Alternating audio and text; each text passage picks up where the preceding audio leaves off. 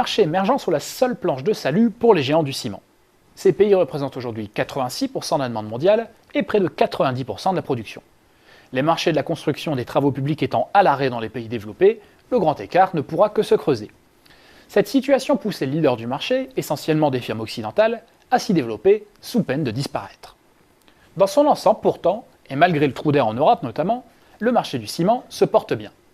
Les volumes ont progressé de 7,5% par an en moyenne depuis 10 ans et devraient croître d'encore 25% d'ici 5 ans. On l'a dit, ce sont essentiellement les pays émergents qui vont tirer la demande, mais cela sera sans pratiquement aucun effet positif sur les pays avancés. Le ciment est un marché très local où il n'est économiquement pas viable de vendre à plus de quelques centaines de kilomètres des sites de production. À peine 4% de la production mondiale est ainsi destinée à l'exportation. L'une des conséquences à cela, c'est que le marché mondial est une constellation d'oligopoles constituée surtout d'acteurs locaux.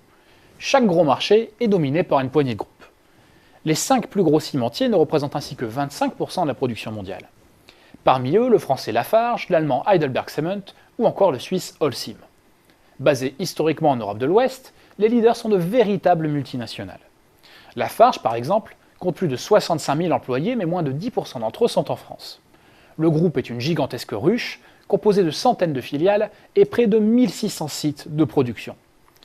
Revers de la médaille pour ces groupes mondialisés, construits à coups de fusion et d'acquisition, a un endettement colossal problématique quand la conjoncture se retourne. Et c'est peu dire qu'elle s'est retournée. On le voit sur ce graphique, les ventes des groupes leaders n'ont pas retrouvé leur niveau d'avant-crise et leur rentabilité moyenne s'est très largement détériorée. Supérieure à 16% sur la période 2002-2007, leur marge opérationnelle moyenne s'est progressivement érodée et est tombée sous les 9% en 2012. Conséquence directe de très fortes coupes dans les effectifs et dans l'investissement. Dans le même temps, les quelques géants mondiaux du ciment sont confrontés à la montée en puissance d'acteurs émergents largement soutenus par les pouvoirs publics locaux.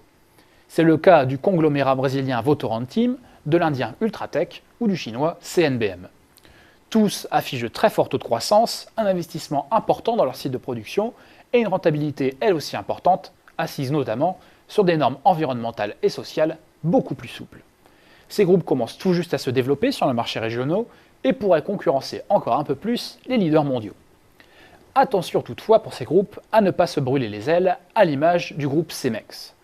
Le groupe mexicain avait lui aussi connu une croissance fulgurante au Mexique et en Amérique latine, avant de se lancer dans une frénésie de fusion et acquisition à travers le monde.